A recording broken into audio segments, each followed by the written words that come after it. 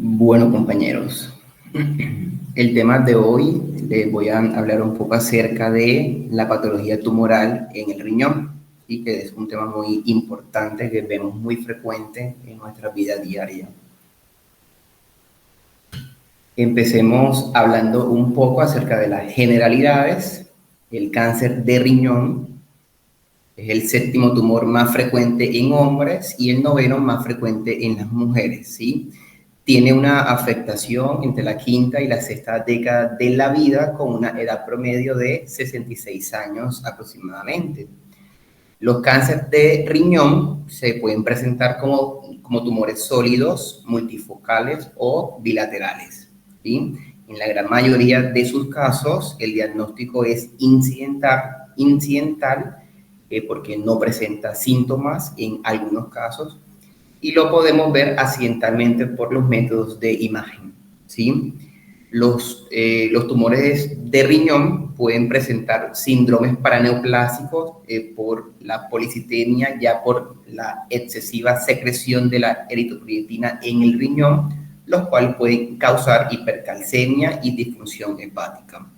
Existen 3 condiciones genéticas que se han asociado últimamente al cáncer renal, como son la enfermedad de von Hippel-Lindau, que se puede dar en un 35 a 45%, la esclerosis tuberosa y la enfermedad quística renal adquirida. Bueno, existen diversos signos y síntomas, pero hay una tríada clásica para sospechar un cáncer renal. Lo más frecuente es que el paciente llegue por dolor lumbar bajo crónico, por hematuria y por una masa palpable a nivel abdominal. Es la tríada clásica. ¿Listo?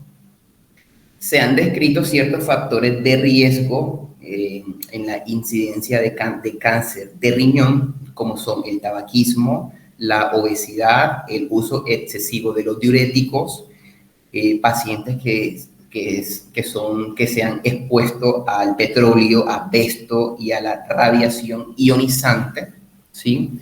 A los pacientes con dietas hiperproteicas, con antecedentes de hipertensión arterial, trasplante renal y virus del VIH. Son como los más importantes. ¿Listo? Bueno, hablando un poco acerca ya de la patología, se ha descrito que el tumor renal más frecuente es el carcinoma de células renales, también llamado hipernefroma o tumor de Grawit, que tiene una alta incidencia de un 80 al 90% de los casos.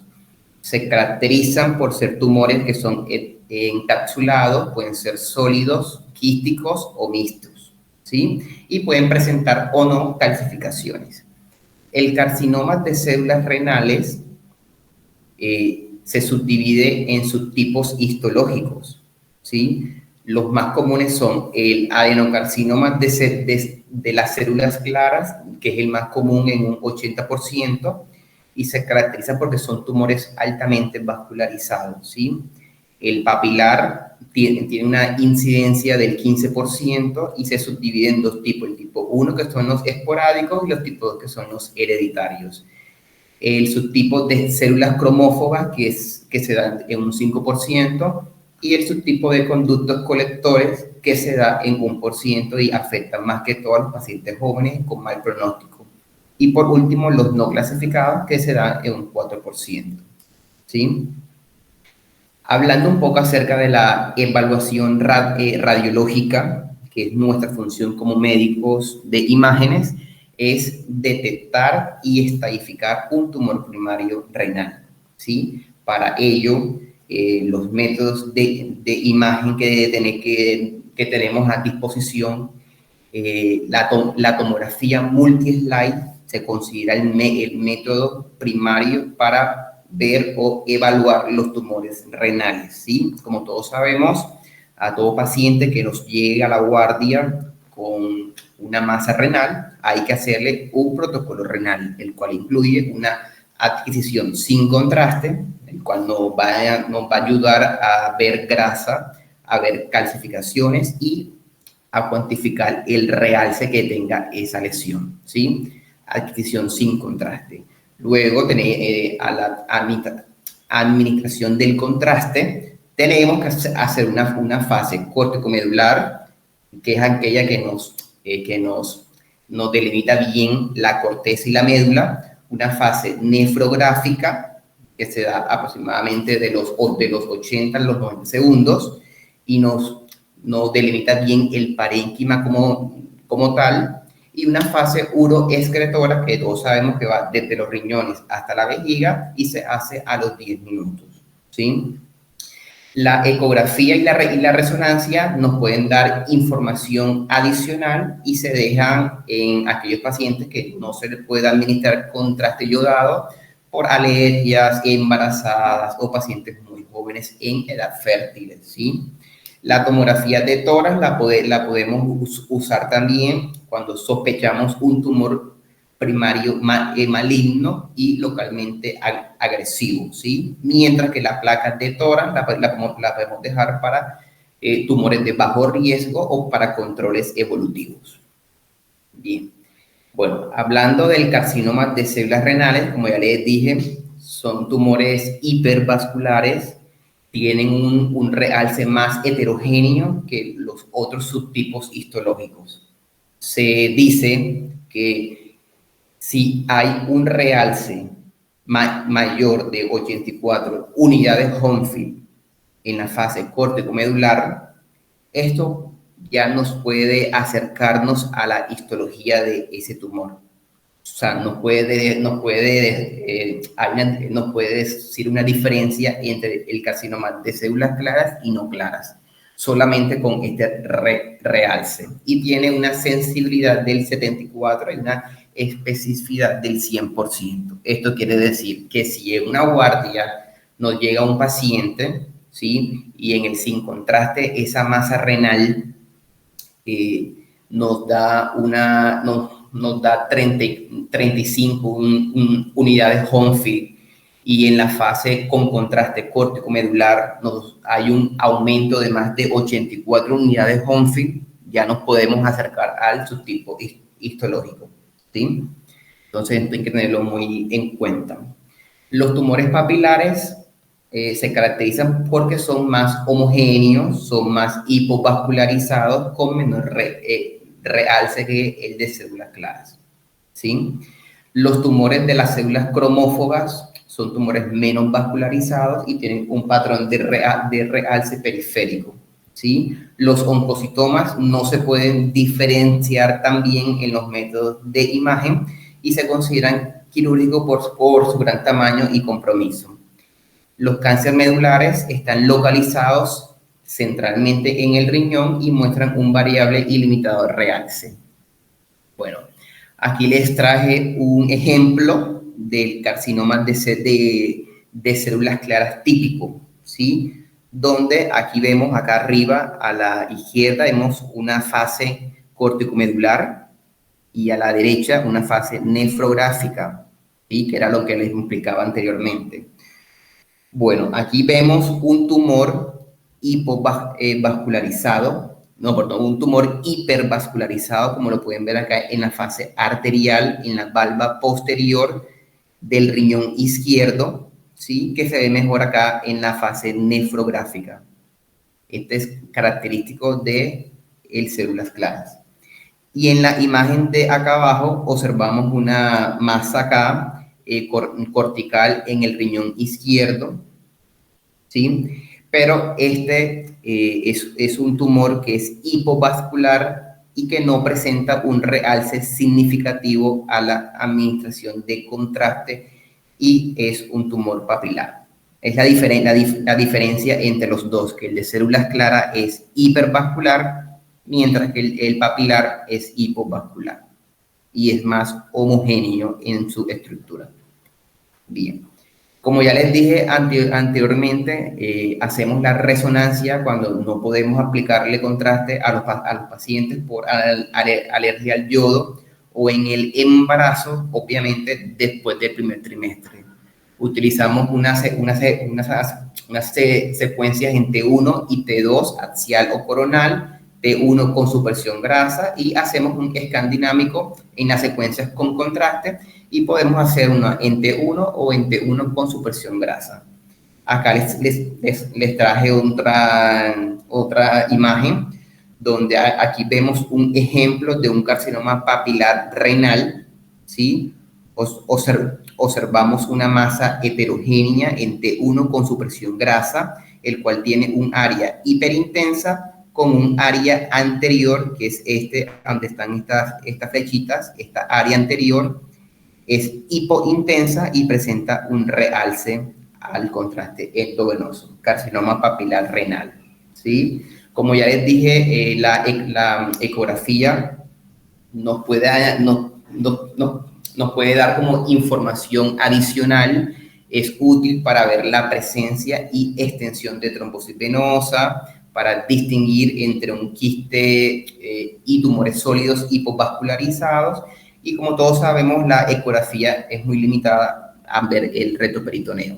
La biopsia percutánea no se utiliza como muy frecuentemente y solamente nos sirve cuando tengamos un diagnóstico diferencial de abscesos o enfermedad metastásica. El PET, la eficacia está en investigación y se usa más que todo para estadificación o para encontrar metástasis no sospechadas al inicio, ¿sí? El compromiso ganglionar, es muy importante ver todo el retroperitoneo en buscar adenomegalias, ¿sí? La adenomegalia que mida más de 1 centímetro en el eje menor, y esto nos puede indicar un compromiso metastásico ganglionar, ¿sí? Obviamente el agrandamiento de los ganglios no significa cáncer, sino que se puede agrandar por infecciones o por inflamaciones adyacentes. El compromiso venoso, se dice que la extensión tumoral a la vena renal tiene una incidencia de un 35% y a la vena cava inferior de un 4 a 10%. Obviamente la trombosis de la vena cava inferior es más frecuente del lado derecho. Ya cuando hay afectación de la pared de la vena cava inferior, el pronóstico es muy malo. Hablando un poco de la estadificación TNM, que es la que más usamos en la clínica, en la guardia, ¿sí? Donde nos dice el T1, nos habla que es cuando hay un tumor que mide menos de 7 centímetros en su diámetro mayor y está limitado al riñón, ¿sí? El T1 se subdivide en T1A, que es cuando hay un tumor que mide menos de 4 centímetros, pero está limitado al riñón también. Y el T1B, cuando hay un tumor que mide más de 4, pero menos de 7 centímetros, ¿sí? En su diámetro mayor, limitado al riñón. Acá les muestro un T1. Bien. Acá vemos un diagrama de un tumor de células claras menor a 7 centímetros, acá en la valva posterior del riñón derecho, ¿sí? Y lo podemos ver mejor acá en la fase nefrográfica. Esto es una clasificación T1. Mide menos de 7 centímetros, pero está confinado al riñón. T1. Bueno, el T2 nos habla de un tumor que mide más de 7 centímetros en su diámetro mayor y está limitado al riñón. Acá les traje un ejemplo de un tumor renal izquierdo, el cual mide más de 7 centímetros, ¿sí? Pero está confinado al riñón, ¿listo? No hay afectación de la grasa perirrenal, un T2. El T3 nos habla de un tumor que se extiende hacia las venas o las glándulas suprarrenales o el tejido graso perirrenal, pero que no pasa la fascia de Gerota, ¿sí? Este es el T3. Acá les traje un ejemplo de un T3A, que es cuando hay invasión de la grasa perirrenal, ¿sí? Aquí vemos dos ejemplos. En el de arriba afectación del riñón izquierdo, y en el de abajo, en el derecho, son tumores, sí, que están invadiendo la grasa perirrenal y se clasifican como T3A. Bien, acá les traje otro ejemplo de un T3A, que es una masa en el riñón derecho que ya se extiende y compromete la glándula suprarrenal ipsilateral con afectación de la grasa, ¿sí? Un T3A. Bueno, el T3B es un tumor que se extiende hasta la vena renal o la vena cava, pero por debajo del diafragma, o sea, infradiafragmática. Acá les trajo un ejemplo de T3B, ¿sí? Acá vemos un tumor del lado izquierdo, aquí como lo pueden ver en las imágenes, ¿sí? Que está comprometiendo el riñón izquierdo, invade la vena renal izquierda, como lo pueden ver acá en el mouse, ¿bien? Y también invade la vena cava inferior, pero infradiafragmática. Ves que no ha pasado el diafragma, ¿sí? Esto es un gran ejemplo de un T3B. El T3C es un tumor que se extiende a la vena cava, pero supradiafragmática ya. Acá les traje este ejemplo de un tumor renal derecho, ¿sí? Que comprometía la vena renal, la vena cava y la vena cava inferior supradiafragmática, como lo pueden ver acá en la representación, ¿sí? Este es un T3C. El T4 son tumores que invaden más allá de la fascia de Gerota. Acá les traje este ejemplo. Aquí vemos un tumor renal derecho, ¿sí? En este caso fue un carcinoma sarcomatoide que infiltró la cápsula, ¿sí? Y la grasa perirrenal, infiltrando el segmento 6 hepático, como lo pueden ver acá en la imagen coronal, ¿sí? Ya hay infiltración hepática, hay infiltración de la glándula suprarrenal, ¿sí? E invasión de la vena renal. Ya es un T4. Bueno, hablando de la N, tenemos el N1 cuando hay metástasis en un ganglio linfático regional, y el N2 cuando hay afectación más de 2 ganglios regionales. Acá les traje un ejemplo del N1, ¿sí? Acá podemos ver una gran masa en el riñón derecho que invade la grasa perirrenal, y observamos acá en la flecha una gran adenomegalia, ¿sí? Que es muy sugestiva de metástasis en ganglio linfático regional, o sea, un N1. Y el M1 es cuando hay metástasis a distancia. Acá les traje un ejemplo de una masa en el riñón derecho, y en la tomografía de tórax ya vemos afectación en el pulmón ipsilateral. ¿Listo? El M1. Acá les traje otro caso donde hay metástasis óseas en el sacro, ¿sí? De un cáncer renal. Bueno, hablando un poco de los protocolos de resonancia, como ya les dije anteriormente, la secuencia T1 y T2 nos van a ayudar a identificar la presencia de quistes. Ustedes saben que los quistes tienen contenido líquido y el líquido brilla en el T2. O sea que en el T2 los quistes son de alta señal. También nos sirven para ver septos o nódulos sólidos. En el T1, como ya lo dije, los quistes son de baja señal, o sea, hipointensos, y cuando vemos quistes que son hiperintensos, son de contenido de sangre o proteináceo, ¿sí?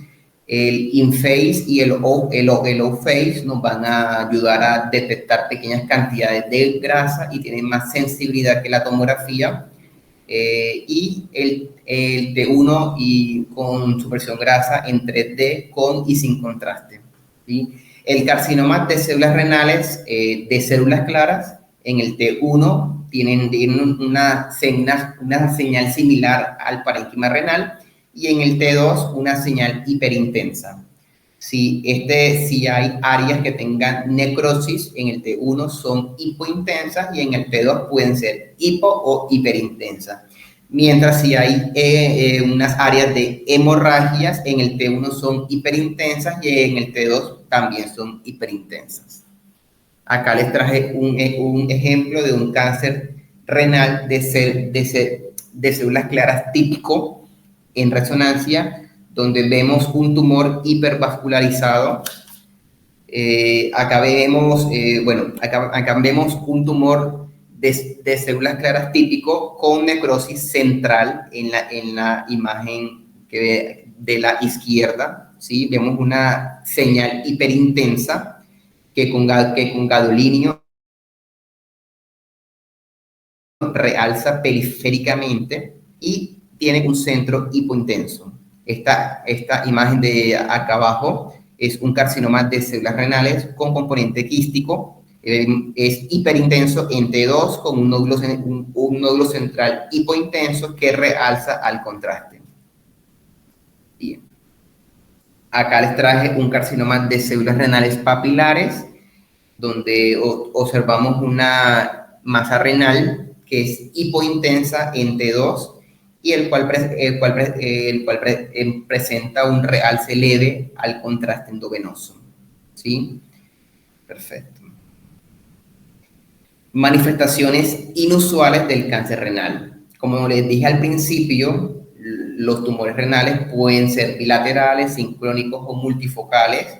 En los pacientes que tienen antecedentes de la enfermedad de von Hippel-Lindau, es muy característico el carcinoma de células renales papilar hereditario, mientras que en la variante esporádica es más frecuente el de células claras o papilar, ¿sí? La forma más común es la hereditaria y se da en pacientes jóvenes, ¿sí? Podemos encontrar afectación o metástasis adrenal sincrónica. Eso quiere decir que hay un riesgo en el compromiso de la glándula suprarrenal ipsilateral o contralateral, ¿sí? Es muy infrecuentemente el compromiso contralateral, pero sí se da, ¿sí? Y la vía de diseminación es la hematógena. Acá les traje un ejemplo de una masa renal en el riñón derecho, ¿sí? Y observamos el compromiso de la glándula suprarrenal contralateral. ¿Listo? El carcinoma de células renales quístico multisectado son lesiones quísticas que presentan estos septos que son irregulares y son clasificados como un Bosnia tipo 2F. En los controles posteriores, estos septos se engrosan, ¿sí? y se vuelven más irregulares, ¿sí? y se presentan entre los 20 a los 76 años. ¿Sí? Y son tumores que son hipovascularizados, con septum en su interior, muy característico. Hay que estar muy pendiente cuando en los ganglios que se encuentran para-aórticos o para-cavas, ¿sí? que pueden estar por encima o por debajo de los vasos renales. Esto es un indicativo de cáncer renal, ¿sí? Acá en la imagen de acá arriba, ¿sí? Observamos una gran adenomegalia, ¿sí? Para-aórtica izquierda. A este paciente se le fue resecada esa adenomegalia que dio por biopsia carcinoma de células renales, y en el control siguiente, que es en el de la derecha, a los 6 meses, ¿sí? en la secuencia T1, se observa que este riñón está normal, mientras que en el control de los 3 años, que está acá abajo, ¿sí? Observamos una gran masa en el tercio medio del riñón izquierdo, con varias adenomegalias retoperitoneales, ¿sí? Estos tumores pueden presentar con un crecimiento tumoral infiltrativo o endofítico. El infiltrativo con márgenes poco definidos y lo hacen el carcinoma de los conductos colectores y sarcomatoides. Y el endofítico es cuando hay extensión hacia la pelvis. Acá les traje un ejemplo de un carcinoma de los conductos colectores en el riñón izquierdo, como lo pueden ver acá en la imagen, ¿sí? Observamos una masa infiltrativa heterogénea con un componente exofítico, ¿bien? Y la imagen a la derecha, que es esta que está acá, un carcinoma papilar, ¿sí? Infiltrativo, el cual simula un tumor transicional por extensión papilar. Hablando de los oncocitomas son tumores histológicamente similares a los tumores de las células cromófagas. Se caracterizan por presentar una cicatriz central, sin embargo no es específico de los tumores estos, y tienen un leve realce en forma de ruedas de carro, como lo pueden ver acá en las flechas, ¿sí? Es un tumor raro de los tumores proximales y es poco frecuente la bilateralidad. Acá les traje un ejemplo de un oncocitoma que se encuentra en la valva anterior del riñón izquierdo, como pueden ver acá en la imagen, ¿sí? Una masa homogénea de contornos lobulados, exofítica, con aparente cicatriz central, que es muy característico de los oncocitomas. Bien. Bueno, y para hacerles un recorderis de lo que les dije al principio, es muy importante la caracterización de las masas renales, ¿sí? Siempre a todo paciente con sospecha de una masa renal hay que hacerle una adquisición sin contraste y una con contraste. Se considera un realce patológico más de 20 unidades Hounsfield, ¿sí? Como ya todos sabemos, los quistes renales, como tienen contenido líquido, tienen una densidad líquida de 1 a 20 unidades Hounsfield, ¿sí? Bueno, siempre hay que hacer la fase córtico-medular, ¿sí? Pero hay que tener en cuenta que pequeñas lesiones renales pueden pasar por alto, ya que se confunden con la médula renal. Les voy a mostrar en la siguiente diapositiva los ejemplos, ¿sí? En la fase córtico-medular es útil para mostrar el patrón córtico-medular normal en los pseudotumores, como la hipertrofia de columna de Bertin o hipertrofia renal focal. Y la fase nefrográfica, como ya les dije anteriormente, es la fase ideal para detectar y caracterizar todo tumor renal, ya que existe un realce homogéneo y máximo del parénquima renal, ¿sí? Ya la fase excretora, los tumores renales presentan una misma atenuación que el parénquima por el lavado y se puede pasar por alto también. Acá les traigo un ejemplo. Acá vemos una fase córtico-medular, una fase nefrográfica, y observamos que en la fase nefrográfica, en el polo inferior del riñón derecho, hay una masa, ¿sí? Que en la fase córtico-medular se puede pasar por alto, ya que se confunde con la médula. Por eso, toda masa renal hay que hacer una fase nefrográfica donde se va a evaluar. Mientras que acá abajo es una fase excretora y una fase nefrográfica. En la fase nefrográfica encontramos una neoplasia en el riñón izquierdo, que en la fase excretora es muy difícil de evidenciar por el lavado y homogenización del parénquima con la masa, ¿sí? Entonces, importante ver todas las masas renales en fase nefrográfica, que es la que se va a ver mejor el parénquima como tal por mayor realce, ¿sí? Y acá les dije, acá les traje un ejemplo de un pseudotumor renal, y aquí nos va a hacer útil la fase córtico-medular. Miren que en la fase nefrográfica ¿sí? Vemos una masa en el tercio medio del riñón izquierdo, ¿sí? Que parece un tumor. Sin embargo, en la fase córtico-medular hay una diferenciación entre la corteza y la médula, y esto es indicativo de un pseudotumor renal. Entonces, tanto la fase nefrográfica como la córtico-medular tienen sus indicaciones, y por eso hay que hacerle a todos los pacientes el protocolo renal completo. Aquí les traje un ejemplo de un paciente, ¿sí? Que por la clínica, por los antecedentes de fiebre, dolor y todo esto, se le diagnosticó una pielonefritis acá en el riñón derecho, ¿sí? Sin embargo, podemos ver en la imagen de acá al lado el control a los 15 días post antibiótico, y ya vemos que esa lesión ya está bastante mejor, bastante resuelta. Entonces, esto es un caso de pielonefritis, pero sin la clínica, sin los antecedentes, normalmente esta masa acá, esta lesión, se puede confundir con un tumor renal. Entonces, importante hacer la anamnesis a los pacientes, ¿sí? Y tenemos los quistes hemorrágicos crónicos, que es cuando un quiste sangra por dentro, y se pueden dar en pacientes que tengan